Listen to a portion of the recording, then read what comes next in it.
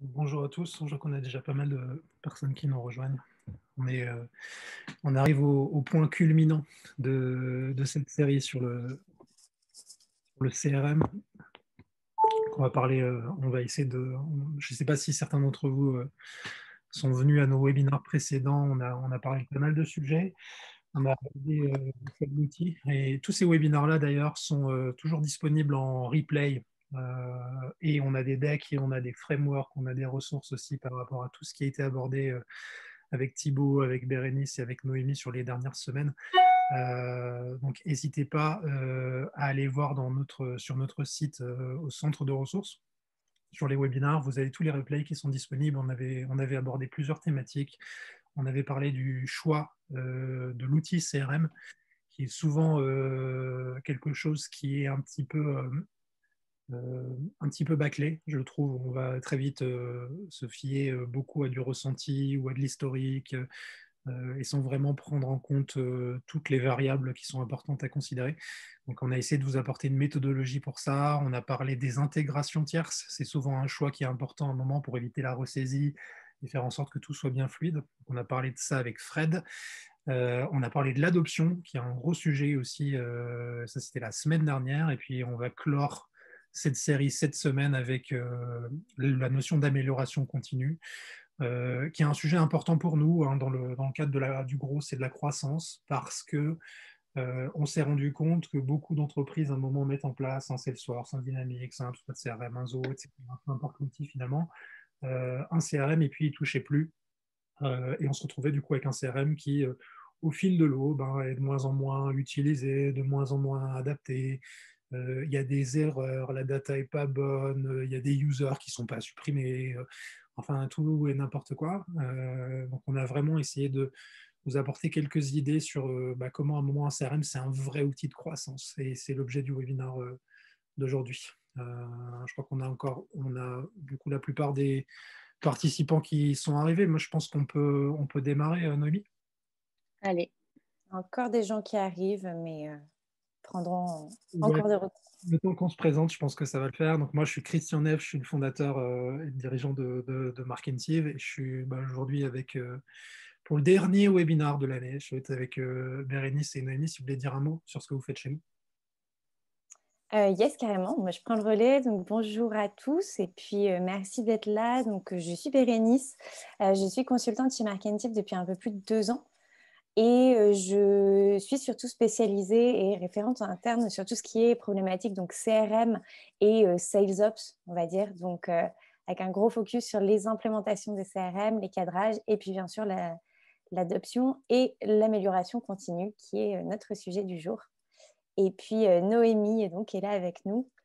Oui, bonjour à tous. Donc, moi, je suis BizDev chez Markentive. Donc, je suis en charge de générer des nouvelles opportunités.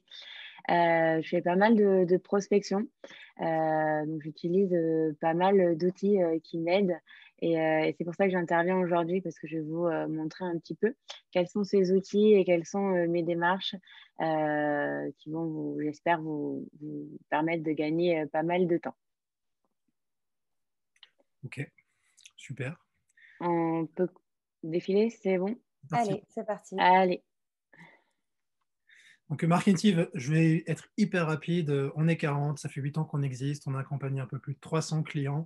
On est soutenu par la BPI et la région Île-de-France. Et aujourd'hui, notre offre de service, on a beaucoup travaillé sur l'approche rebelle. On est à mi-chemin entre du conseil, de l'agence et de l'intégration. Si tu peux passer la slide, Noémie.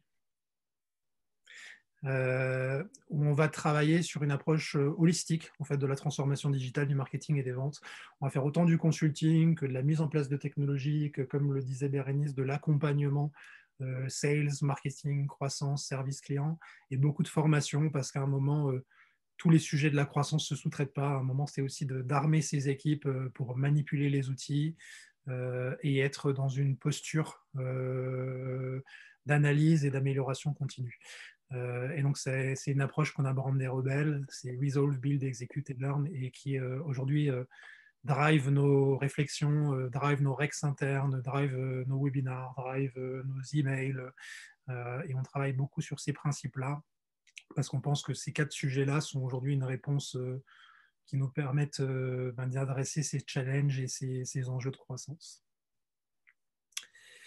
Donc, le vrai sujet d'aujourd'hui, du coup, c'est de vous aider à passer en amélioration continue. Donc, on a préparé pas mal de choses là. Noémie l'a cité un peu plus tôt. On va avoir un sujet qui va être autour de la présentation des outils. Ça, c'est quelque chose qui, à un moment, peut être intéressant. C'est comment on gagne en efficacité, en productivité, grâce à de la technologie, qui est un sujet souvent très important. Et souvent, celui-là, il a beaucoup de visibilité et il attire souvent beaucoup d'attention. Le sujet de l'outil, bah tiens, les emails, l'automatisation, et on en attend beaucoup. Donc ça, on en parlera tout à l'heure et de voir qu'est-ce que ça veut dire en 2020, 2021, aujourd'hui, d'utiliser ce type de technologie et comment ça se présente.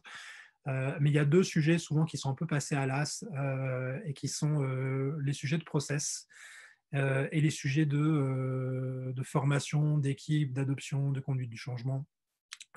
Et de méthodologie aussi pour pouvoir s'inscrire dans une logique d'amélioration continue. On parle souvent chez nous du triptyque People, Process, Technology. Il illustre bien aujourd'hui les challenges qu'on va avoir dans le fait de rendre efficace et fluide le dispositif commercial de l'entreprise. Donc on va vraiment travailler sur ces 3 sujets-là aujourd'hui, méthodo, équipe avec Béret, et puis technologie où on va être plutôt sur une logique un peu démo avec Noémie pour vous donner du contexte et de la visibilité sur ces nouveaux avancements. Tu voulais ajouter quelque chose, Béret ? Écoute, je pense que c'est bien défini. Juste, je voudrais repréciser que ces 3 piliers, donc vraiment les process, les personnes et les technologies, c'est ce sur quoi on base absolument finalement tous nos accompagnements, tous nos cadrages. Et c'est encore plus important effectivement dans l'accompagnement, qu'il soit sales ou marketing, puisque l'un ne peut pas marcher sans l'autre. Enfin, les uns ne peuvent pas marcher sans l'autre. Mais sinon, on est parti pour le dérouler. Méthodo. Et donc, par rapport à ça, on a en fait l'objectif du CRM et la notion d'amélioration continue. À un moment, ça vient par la modélisation de votre cycle de vente. Et ça, effectivement, c'est quelque chose qui n'est pas évident quand on vient d'un monde où on n'a pas de CRM ou quand on a un CRM qui est très simple, où finalement, on va juste avoir des contacts et des échanges et quelques opportunités, effectivement, avec peu de granularité. C'est compliqué à un moment d'analyser et de tester des choses. Et ce qu'on ne sait pas mesurer, on ne sait pas améliorer. Donc à un moment, le CRM, c'est aussi un outil de mesure. Et la mesure, ce n'est pas seulement le chiffre d'affaires. Il y a plein de choses qui se passent avant le chiffre d'affaires. Et on a besoin à un moment d'avoir une idée très claire sur le papier, ou en tout cas dans la vraie vie. Qu'est-ce que veut dire votre cycle de vente? Et ça peut être potentiellement très complexe. Ça peut être très complexe quand vous êtes une entreprise qui vend de la complexité. Par exemple, nous, on vend des produits ou des services qui sont différents pour tous nos clients. Donc, ça rend les choses potentiellement un petit peu compliquées. Puis peut-être vous allez avoir une offre pour les différents pays qui est différente. Vous allez avoir une offre pour les segments de marché qui sont différents, pour les secteurs d'activité qui sont différents. Et donc, à un moment, modéliser tout ça, ça peut vite être compliqué. Quand on a en plus pas mal de personnes qui peuvent intervenir, on peut avoir quelqu'un qui va faire de la prospection type business développement, quelqu'un qui va faire de l'account exécutive, donc du traitement commercial ou closer des deals, quelqu'un qui va faire le suivi ensuite une fois que c'est un client pour faire de l'upsell, du cross-sell, ça peut encore être une personne différente. Donc à un moment, tout ça, c'est illustré ou en tout cas, ça se concrétise dans des process qui ont des étapes et qui doivent vivre dans le CRM. Donc à un moment, c'est de pouvoir traduire ça d'un point de vue technique et de se dire bah, demain, finalement, comment va vivre mon contact, comment va vivre mon compte client, comment va vivre mon opportunité, c'est quoi les différents niveaux de granularité qu'on va avoir, comment va vivre finalement mon cycle d'interaction, est-ce que c'est des meetings, est-ce que tous les meetings sont au même niveau, est-ce qu'on a des meetings plutôt de qualif connect, est-ce qu'on va avoir des meetings de négociation, est-ce qu'on a des meetings de présentation, est-ce qu'on a des meetings de closing. L'idée c'est de pouvoir à un moment mesurer et encoder ça dans le CRM de manière à pouvoir analyser de la performance individuelle, de pouvoir mesurer de l'efficacité par marché, par secteur, par produit. Plus à un moment, on a standardisé la donnée en tant que telle sur ces 4 dimensions. plus à un moment on va être en mesure de pouvoir avoir des conclusions et de pouvoir mesurer des choses. Et c'est là où on va venir, et c'est ce que fait aussi Bérénice au quotidien avec ses clients, c'est de construire des tableaux de bord qui vont venir illustrer ces différentes étapes et ces différents sujets. Je pense Et que c'est... Pardon, excuse-moi. J'allais juste dire, je pense que c'est important de se rappeler qu'effectivement, ça, c'est un travail qu'on fait en amont au moment de l'implémentation du CRM, mais toutes les boîtes sont amenées à évoluer, que ce soit en termes de marché, que ce soit en termes d'offres, que ce soit en termes d'équipe. Et donc, c'est vraiment ce mapping, on va dire, des process et ce cadrage de vos process, de la donnée, c'est quelque chose à faire très régulièrement pour être sûr qu'on soit toujours en phase avec les produits lancés, les offres, les équipes, etc. Donc, quelque chose à répéter très régulièrement. Et il y a une notion souvent que nous, on voit donc les gens, à un moment, vont avoir cette idée, effectivement, de construire des tableaux de bord, de construire un certain nombre de process, et ensuite d'analyser ces tableaux de bord et d'en tirer des conclusions. Ce qui est un piège régulier qu'on nous, on peut constater, c'est le fait qu'ils vont avoir une tendance peut-être à mélanger un peu des choux et des carottes, et donc finalement d'avoir une analyse complètement agglomérée de certains paramètres en disant bah, tiens, mon taux de transfo d'opportunité à deal signé, il est de 50%. Sauf que finalement, ces 50%, quand on apporte un coup de loupe dessus, on a une business line qui fait où il gagne à chaque fois et une business line où il ne gagne jamais. Et donc finalement, ce n'est pas un deal sur deux, c'est certains deals à 100% et certains deals jamais. Et ça, c'est important à un moment de pouvoir filtrer pour comparer des choses qui sont comparables.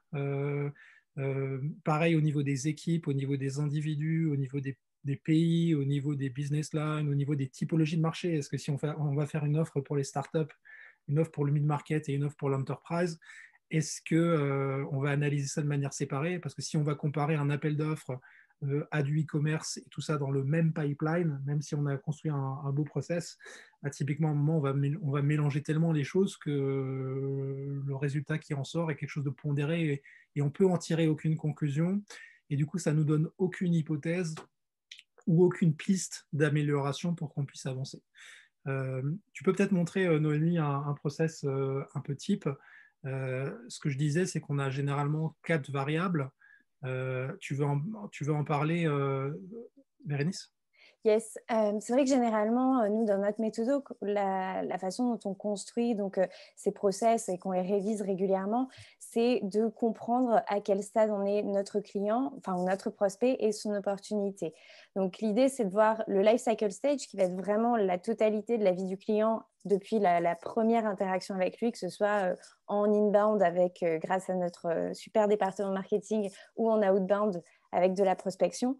Et ensuite, de voir le lead status, ça va être plutôt est-ce qu'il est qualifié pour nous, pour notre entreprise, et ensuite d'avancer sur son opportunité et donc l'état d'avancement de son opportunité. L'idée, c'est que tout ça doit être lié. C'est de mesurer et de suivre du début donc à la fin avec toutes ces étapes intermédiaires, d'être capable aussi de repérer à quel endroit ça coince, d'avoir des tableaux de bord qui nous montrent les points de friction pour savoir où s'améliorer et comment. On peut aussi intégrer à tout ça, et ça, je pense que Noémie sera très bien placée pour en parler, tout ce qui va être type de meeting, type d'appel, pour voir à quel moment sur notre cycle de vie du client et notre cycle de vente, on va avoir les différents types d'interactions avec lui, comment on va gérer ces interactions et comment ça va influencer finalement, de manière la plus automatique possible, son avancement dans notre CRM pour qu'on ait toujours une donnée qui soit carrée et qu'on puisse suivre notre prospect ou notre client. Ouais, par exemple, nous, chez Markentive, dès que un lead inbound est généré dans notre CRM, donc moi, je reçois une notification et je traite donc ce lead. Donc, je fais de la qualif, je fais de l'appel, un rendez-vous. Donc, nous, notre funnel de vente, il est divisé en 3 rendez-vous, donc le R1, R2, R3. Et donc, typiquement, dès que le R1 est qualifié, donc je vais saisir les informations donc, dans le CRM et automatiquement, en fait, ça va créer une opportunité dans le deal. Et ensuite, les account managers vont donc gérer donc, par la suite le R2 et le R3.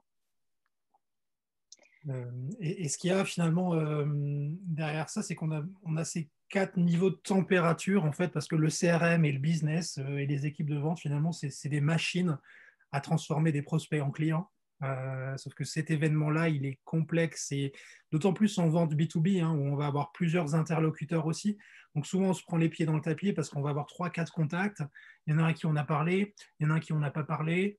Il y en a qui sont potentiellement des sponsors, il y en a qui sont peut-être des détracteurs, il y en a qui sont peut-être plus ou moins matures sur les sujets qu'on va traiter avec eux. Et donc chaque objet qui est finalement en balance dans cette opportunité, que ce soit un contact, donc des personnes, que ce soit un compte, une entreprise, que ce soit une opportunité qui va être l'objet flottant relatif à l'affaire, vivent leur vie. Et à un moment, l'objectif, c'est qu'on sorte une opportunité gagnée en naviguant dans tout ça.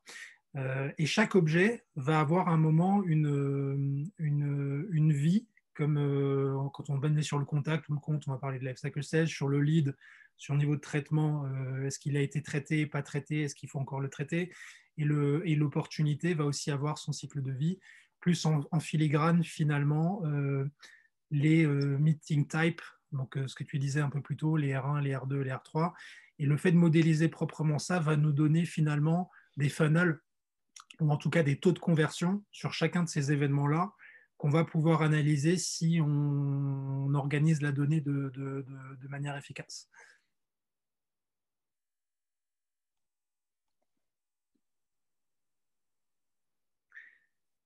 Et puis, tout ça, finalement, à un moment, cette modélisation-là, elle va aussi venir avec le fait d'avoir des équipes qui sont impliquées, qui sont organisées autour des principes d'amélioration continue. Et donc ça va prendre la forme de différents sujets. Alors, je pense que Bérénice, tu pourras peut-être illustrer ce que tu as mis en place avec certains clients.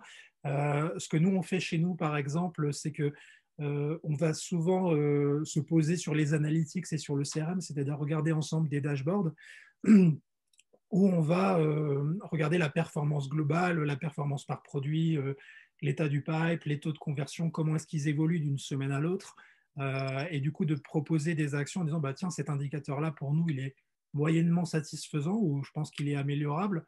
Donc de créer un moment des focus pour les équipes, de se dire bah, voilà, cette semaine, l'objectif, effectivement, c'est de travailler, c'est de travailler sur cette variable et d'être dans une situation où on va être capable d'impacter ce KPI pour améliorer les résultats et la performance globale.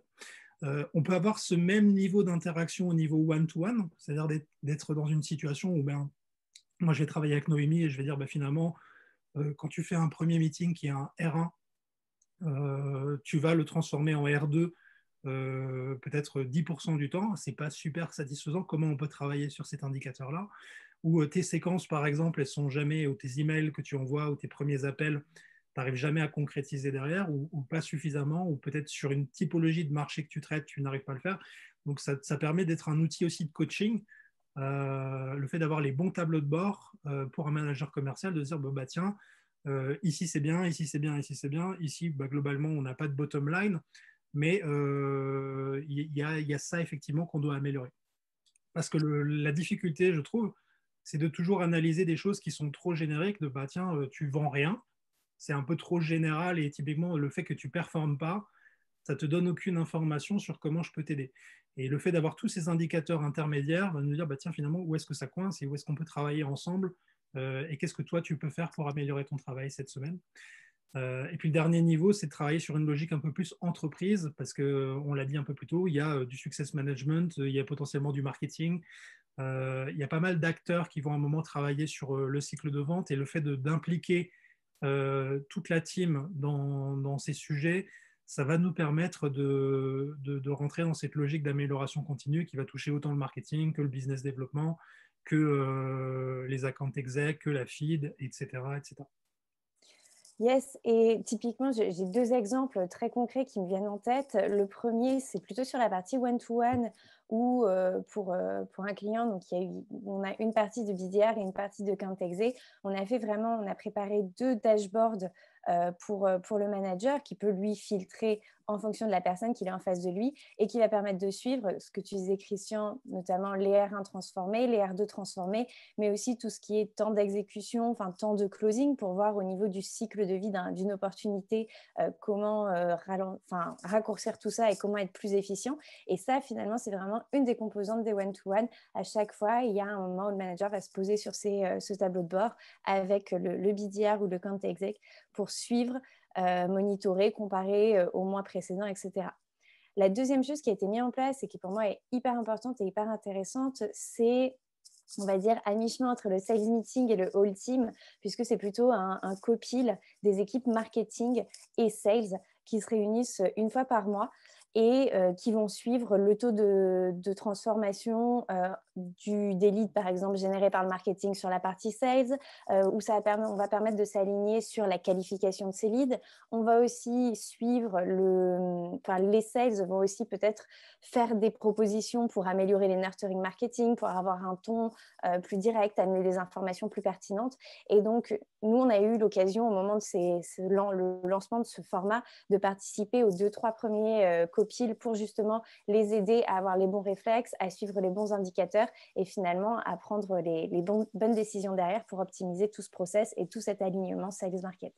Ouais, je pense que ce que tu viens de dire, c'est important, c'est que l'analyse, c'est bien, mais à un moment, ça veut dire qu'il faut créer une action derrière, ou en tout cas avoir une hypothèse de, bah, tiens, cet indicateur-là, on veut le travailler, et voilà ce qu'on propose, voilà sur quoi on se met d'accord, voilà ce qui est réalisable, voilà ce qu'on pense être l'action avec le ratio effort-résultat le plus favorable, et puis on teste ça pendant une semaine, ou on teste ça pendant un mois, et puis du coup, si ça fonctionne, on entérine, si ça ne fonctionne pas, on testera autre chose. Et c'est finalement tout l'ADN du principe d'amélioration continue. Yes. Troisième étape. Hop. Et puis on en arrive au dernier point, hein, finalement, qui est, on a parlé de people, on a parlé de process. Ce qui intéresse aussi pas mal du coup le marché aujourd'hui, c'est la notion de technologie. On a des outils aujourd'hui qui nous permettent de faire plein de choses. On met souvent ça sous le filtre de la notion de performance et de productivité, avec 4 ou 5 grands sujets, hein, d'une manière générale. C'est comment la technologie peut vous aider demain à identifier des prospects assez rapidement. Dans un monde qui est digitalisé, on a besoin à un moment de trouver des leads, trouver des comptes à prospecter, trouver des contacts. Alors, la plupart du temps, on va parler dans du B2B, on va parler de LinkedIn, c'est là où ça se passe. Aujourd'hui, la technologie peut nous aider à faire ça de manière efficace. On parle aussi de personnalisation, qui est quelque chose d'hyper important dans le sens où on est tous sollicités aujourd'hui pour qu'on nous vende des choses. C'est intrusif, c'est des sollicitations, c'est pas forcément c'est des sollicitations non désirées, c'est beaucoup de bruit de fond, ça crée beaucoup de friction, c'est difficile de parler à des gens parce que les gens sont hyper sollicités. Donc, comment on répond à ça? C'est un moment par du contexte et de la personnalisation. Donc, c'est comment je vais créer, être plus efficace, plus contextualisé dans mes prises de contact, plus personnalisé, attirer l'attention. Et la technologie, elle peut nous aider sur ça. On a des sujets d'automatisation. C'est comment je vais être capable à un moment de pouvoir, en 1 heure de temps, finalement faire plus de choses, envoyer plus de mails, passer plus d'appels, créer des tâches de manière un peu plus industrielle, sans forcément compromis de qualité ou de contextualisation ou de personnalisation. Et d'une manière générale, libérer du temps pour faire plus de choses. Donc, on s'est rendu compte aussi, nous, auprès de nos clients, c'est qu'il y a une réduction aussi des effectifs, typiquement sur du BizDev. On se rend compte qu'aujourd'hui, la techno, on fait plus de choses avec 5 BizDev aujourd'hui que ce qu'on faisait avec 10 BizDev il y a 10 ans. Parce que la technologie aujourd'hui, on parle de commercial augmenté, qui va être capable à un moment d'enchaîner de manière très rapide et très efficace tout un tas d'actions. Pour illustrer tout ça, on a préparé quelques exemples de démos. Je te propose de montrer ça, Nomi. Sachant que tous les outils qu'on va vous montrer seront bien sûr dans notre email de follow-up. Donc, pas de problème, pas besoin de prendre de notes, on vous envoie tout ça après. Alors, donc, comme l'a dit Christian, pour trouver un contact, donc, on utilise principalement LinkedIn, donc Sales Navigator. Et on va scraper donc, le contact pour pouvoir lui envoyer des emails ou l'appeler. Donc, typiquement, nous, on utilise Casper. Donc là, on a vu l'intégration. Donc si je clique ici, j'ai accès à toutes ces informations. Donc je peux directement, quand j'appuie ici, ajouter toutes ces informations-là dans mon CRM. Donc en gros, en 3 clics, j'ai toutes les informations sur le contact qui sont automatiquement créées dans mon CRM. Ensuite, donc quand je vais sur une fiche contact, hop, par exemple ici, donc j'ai accès à toute la timeline donc, du contact. Donc bien évidemment toutes les infos sur le nom, prénom, le nom de téléphone, l'adresse email et les questions qui ont été par exemple saisies dans des formulaires de contact sont déjà pré-remplies.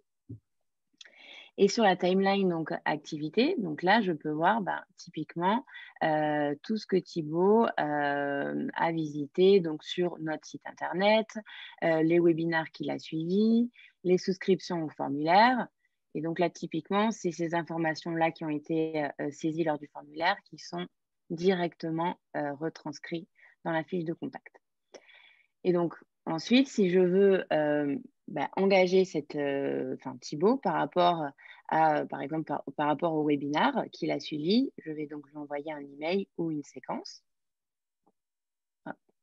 Donc là, par exemple, séquence, c'est très rapide.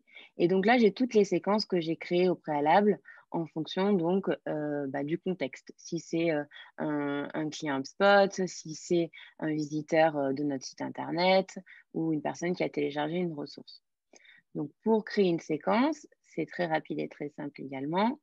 Donc là, je peux directement intégrer des templates d'email. Donc, les templates d'email, c'est des emails que j'ai créés donc, au préalable. Au préalable, où on a donc des tokens de personnalisation. Donc, typiquement, ça me permet de gagner pas mal de temps. Et je me garde, donc là, par exemple, je me souligne en jaune une phrase pour pouvoir contextualiser un peu plus, personnaliser donc l'approche. Ensuite, donc, je peux multiplier mes points de contact, c'est-à-dire que dans ma séquence, la première étape, c'est un envoi d'email et un jour après, par exemple, je peux décider de me créer une tâche pour connecter cette personne dans LinkedIn. Donc là, typiquement, je vais me créer donc une tâche. Donc, je peux mettre la propriété et je peux directement l'intégrer dans ma file de tâches.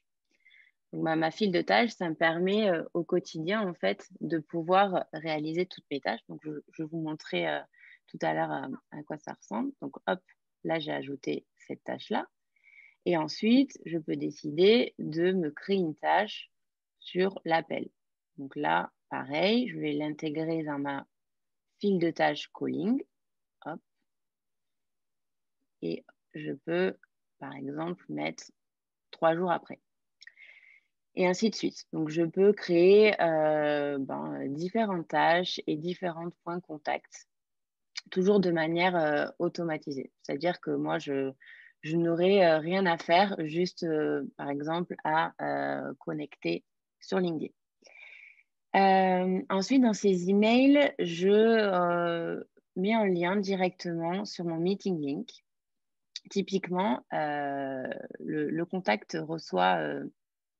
a accès à mon agenda directement et il peut prendre rendez-vous donc en 2 clics. Donc ça, c'est plutôt pas mal, l'agenda synchronisé. Pourquoi? Parce que quand je suis mes tableaux de bord et quand on fait des points avec Christian en one-to-one, on peut voir tout le type de rendez-vous que j'ai eu. Et ça, en fait, typiquement, dès que j'ai un lead qui va faire une demande, donc demande de rendez-vous, le rendez-vous se crée automatiquement dans mon CRM et c'est logué pour mes tableaux de bord.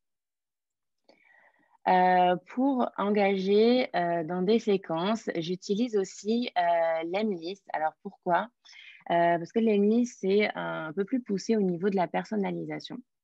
Donc typiquement, moi, je vais utiliser des séquences sur HubSpot pour mes leads inbound, où j'ai déjà des informations, où je peux contextualiser mon message, mais tout pour la prospection outreach, où vraiment je vais faire du cold emailing. Je vais utiliser donc l'Emlist pour pouvoir envoyer des séquences personnalisées et assez sympas. On a pas mal de retours. Donc, comme on peut le voir ici, c'est le même principe que HubSpot. On peut créer donc différentes étapes et différentes tâches. Donc là, par exemple, j'ai un premier email avec donc une photo où la personne qui va être contactée va voir le site, enfin son site internet, sa homepage. Donc ça attire pas mal d'attention, pas mal de réponses. Et ensuite, on peut intégrer donc là des tâches automatisées. Donc par exemple, une visite sur le profil LinkedIn. Donc ça se fait automatiquement. Et pareil, donc on peut ajouter différentes étapes sur la liste. Au niveau de mes tâches, donc là, c'est pour gérer toutes mes tâches quotidiennes. Comme je disais, j'ai l'habitude, moi, de créer des fils de tâches. Donc là, on peut les voir sur le côté. Donc, j'ai mes to-do, j'ai mes relances, j'ai mon calling, j'ai mes tâches LinkedIn, mais j'ai aussi mes tâches donc, de qualification. Donc, typiquement, je vais recevoir, dès qu'un contact va être créé, je vais recevoir une notification pour qualifier ce contact-là. Et grâce au principe donc, de file d'attente, je vais cliquer ici, démarrer le fil d'attente, et je vais avoir directement donc, tous les contacts que j'ai à qualifier. Donc là, nom, prénom, persona. Ensuite, ben, je vais vérifier donc, la timeline, quelle est l'activité de ce contact-là. Et ensuite, ben, je peux décider de l'engager ou pas, donc de l'envoyer un email. Donc ça, c'est assez pratique, ces fils d'attente, parce que ça nous permet directement de passer d'un contact à l'autre et de pouvoir effectuer ces tâches assez rapidement. Et pour être notifié de ces tâches-là, on a plusieurs options.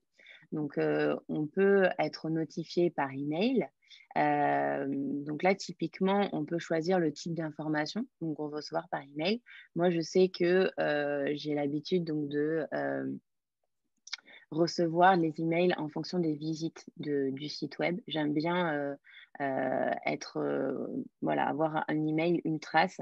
Comme ça me permet, soit en fin de journée ou en début de matinée, de pouvoir engager toutes les personnes qui ont visité récemment le site internet.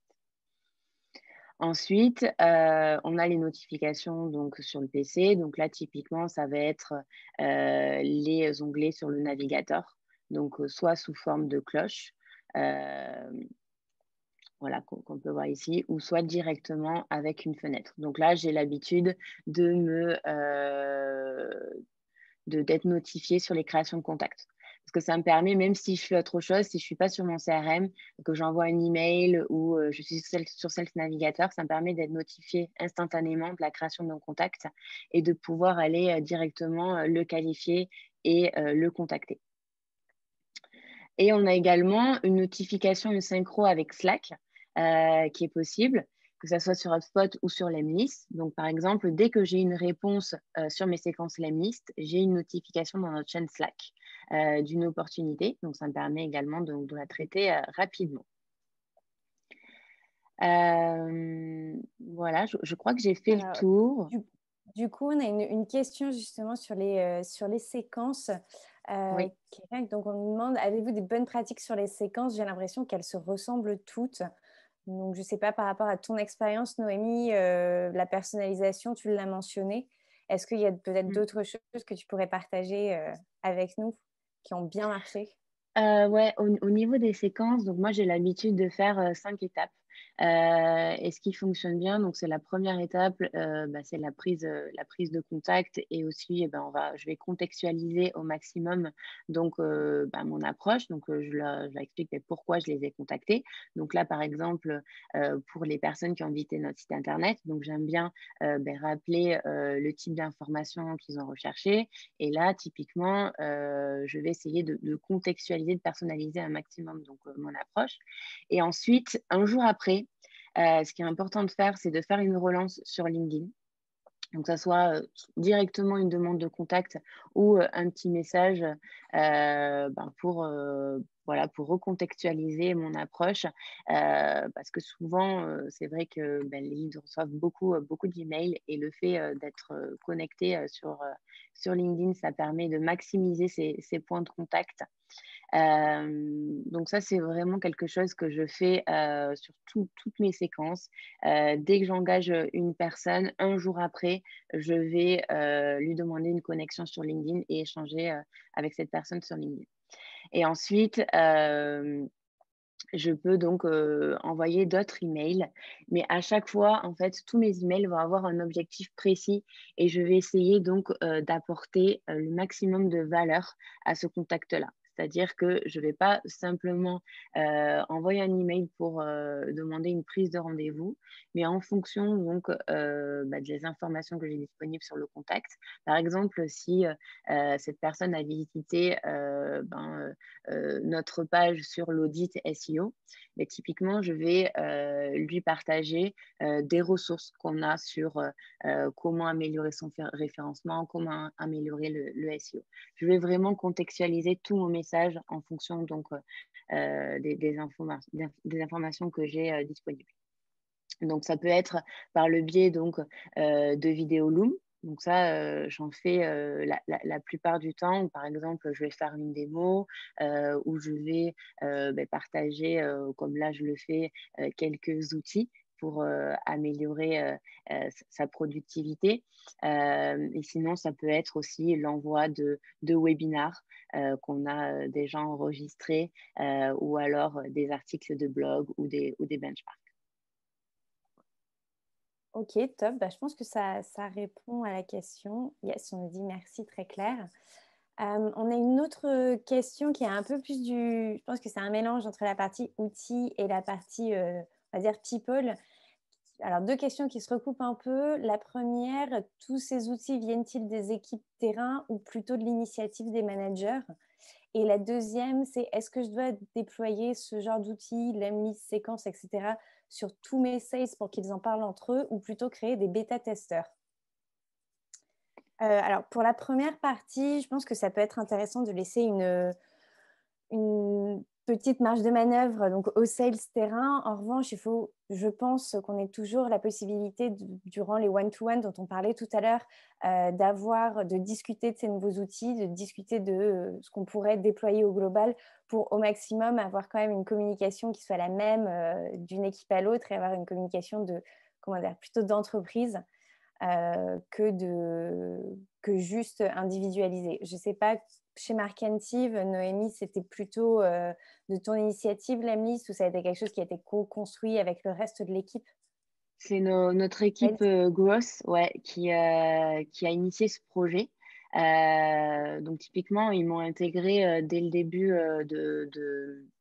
de leur projet et ça m'a permis donc de tester avec eux pas mal de choses et surtout d'avoir leurs insights côté consultant et côté growth manager.